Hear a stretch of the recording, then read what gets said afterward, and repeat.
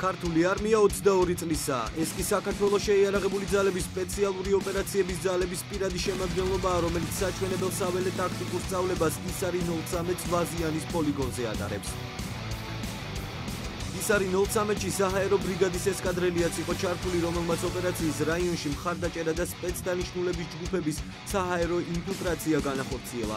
საჩვენებელ სწავლებაში პირველი საარტილერიო ბრიგადის რეაქტიული საარტილერიო ბატარეაც მონაწილეობდა, რომელიც პირობითი მოწინააღმდეგის შეყოლებისთვის სამიზნეებზე არაპირდაპირ ცეცხლს აწარმოებდა.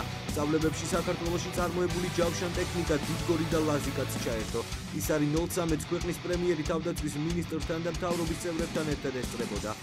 დღევანდელ სწავლებაში, რომელიც ეძღვნებოდა შეიარაღებული ძალების 22 წლის თავს, მონაწილეობა მიიღო სპეციალური ოპერაციების ძალების პირადმა შემადგენლობამ, ასევე მონაწილეობაში გამოყენებული იქნა ავიაცია, არტილერია და საქართველოში წარმოებული ჯავშან ტექნიკა. როგორებიც არის ლაზიკა, დიდგორი. სპეციალური ოპერაციების ძალები ყოველდღე, ყოველ წუთს, ყოველ წამს მზად არიან საქართველოს გულისთვის მიიღონ მონაწილეობა ნებისმიერ ადგილზე საბრძოლო მდგომარეობაში. დღესვე საქართველოს თავდაცვის მინისტრი ვაზიანის სამხედრო ბაზაზე გამართულ კონცერტს დაესწრო. ირაკლი ალასანიამ ქართველ სამხედროებს სიტყვით მიმართა და პროფესიული დღესასწაული კიდევ ერთხელ მიულოცა. სიამაყით გავაგრძელებთ და ღირსეულად იმ გზას, რაც ჩვენმა წინაპრებმა დაგვიტოვეს, რომ შევქმნათ ძლიერი, დამოუკიდებელი სახელმწიფო ძლიერი არმიით და სწორედ დღევანდელი დღე ამ ბრიგადაში, როდესაც ამდენ ვაშკაცს ვხედავ, ამდენ ქალბატონს ვხედავ, ვისაც გული აქვს ანთებული ქვეყნის სიყვარულისთვის, დარწმუნებული ვარ, რომ ჩვენ ამ მისიას ერთობლივად მივაღწევთ. ეს კი ბათუმში დისლოცირებული 21 მსუბუქი ქვეითი ბატალიონია. ბატალიონის მეთაური პირად შემადგენლობას არმიის დღეს დილის მოწყობაზე პირადად ულოცავს.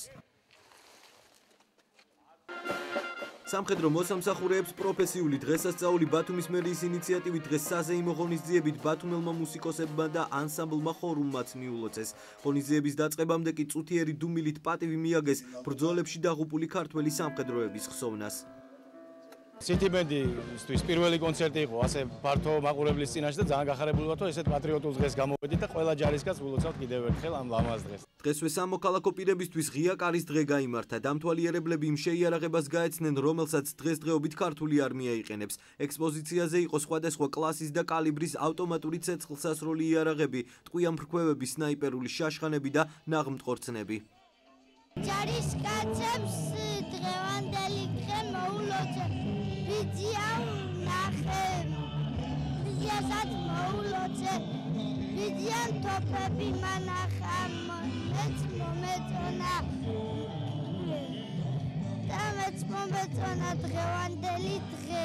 შეიარაღებული ძალების დღეთ 30 აპრილი 1991 წელს საბჭოთა კავშირიდან გამოყოფის შემდეგ დაწესდა. ამის შემდეგ ეს დღე ყოველწლიურად აღინიშნება.